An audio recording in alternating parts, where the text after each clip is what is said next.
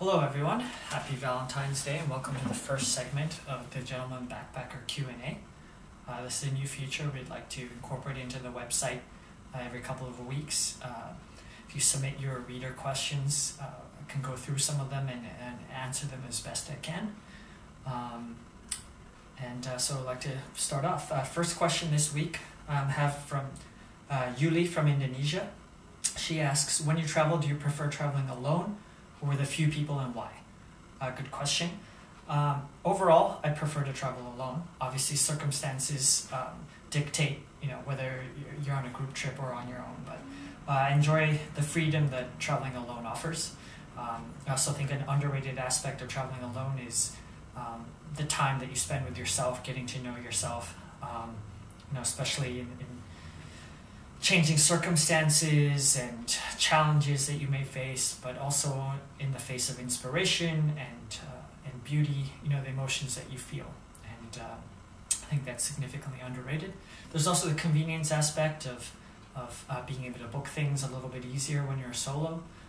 There are more options for you that way. And also, I think that your interests come first. So sometimes, when you're traveling with friends, there can be a little bit of tension around, what you want to do and compromises. Traveling alone eliminates that. So in that respect, I think that, traveling alone has some advantages, and everyone should give it a try at least once in their life. Okay, thank you. And next we have Sylvia from England. Good follow-up question. She asks, what are the best places to travel for solo travelers? Short answer, there are no best places. There are no worst places either, although there are quite a few that are you have to be careful about. Obviously, first thing is to consider safety, especially if you're a woman. That's the reality of the world.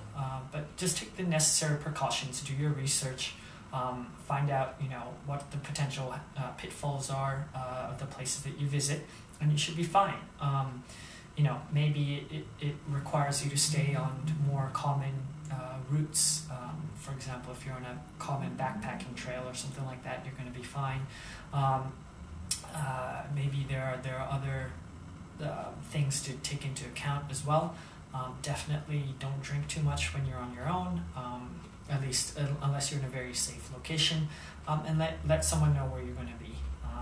That's the most important thing. Otherwise, I think that the options are pretty good out there in terms of solo travel these days. So just do your homework and you should be fine anywhere you go, Sylvia.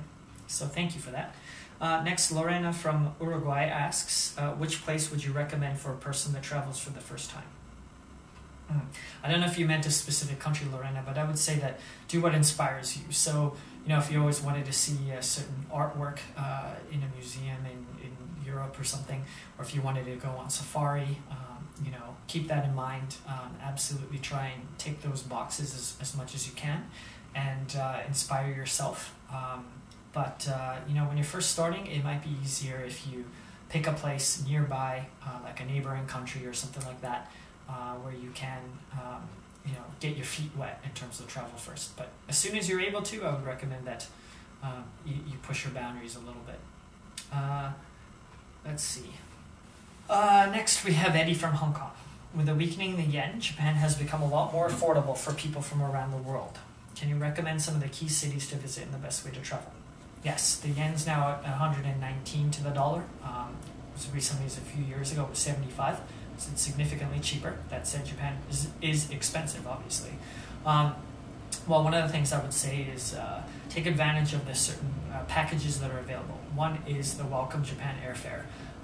With any round-trip airfare into Japan from overseas, you can add on using ANA or JAL, the two national carriers of Japan, for 10,000 yen, which is roughly $80, a second segment.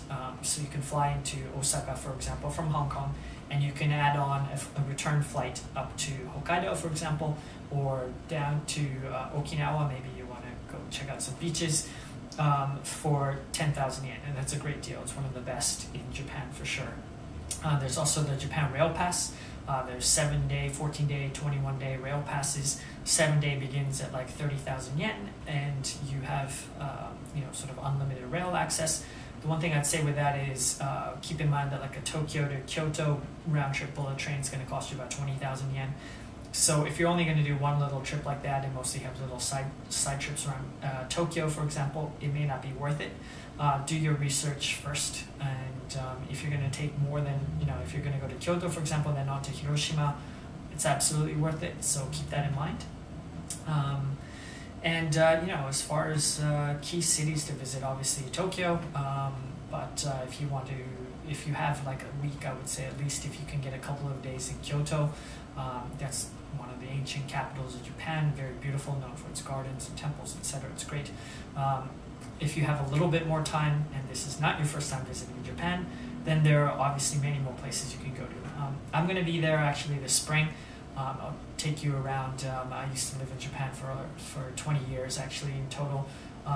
So I will definitely share on the blog with all of you some of my recommended places, spots, restaurants, all of that. So please stay tuned for that. Okay, next, Lisa from Argentina. Hi, I was reading some of your tips to travel around, but Canada is a country I'd love to visit. I don't know anything about it, never visited, but if I would someday, what is the first thing you recommend to do, especially in Toronto? Okay, well, Canada, obviously a lot of people come for nature, the Rocky Mountains, Vancouver and the West Coast, etc. Toronto's the biggest city here. It sits right on Lake Ontario, beautiful, one of the Great Lakes. The thing with Toronto, of course, is the winters are tough. It's minus 20 at the moment. So what you do in winter might be different from summer, where you might be out on the lake and experiencing all of that. I would say, other than the normal sort of tourist stuff to check out and the markets, etc., one thing you can do most of the year round is certain Friday nights. The Royal Ontario Museum here offers a Friday night program. You can go visit. They set up bars, live music, DJs, bands, etc. in the different galleries. You can check it out, have a drink and some food, and it's a great experience. So if you get a chance to do that, I definitely recommend it. Okay, next we have Marcos from Japan. What country have you visited and loved and thought I could live here, make my home? Okay, well, I've been lucky enough to live in various different places, New York, Tokyo, Vancouver, etc. But to answer this one, I'd probably say Brazil. I've always been inspired by the people when I visit. It's a beautiful country. I come away from there always, not wanting to leave, and just in admiration of the people, their indomitable spirit. It's a tough place to live for many people, but they seem to make the best of it, and that's very inspiring to me. So I would say Brazil is right up there with many other countries, but Brazil for the purposes of this. Speaking of which, we have Cynthia from Brazil asking, what does traveling mean to you? Well, traveling, I guess the root word comes from travails, which is, difficulty or labor. And I think that speaks to how difficult, travel used to be.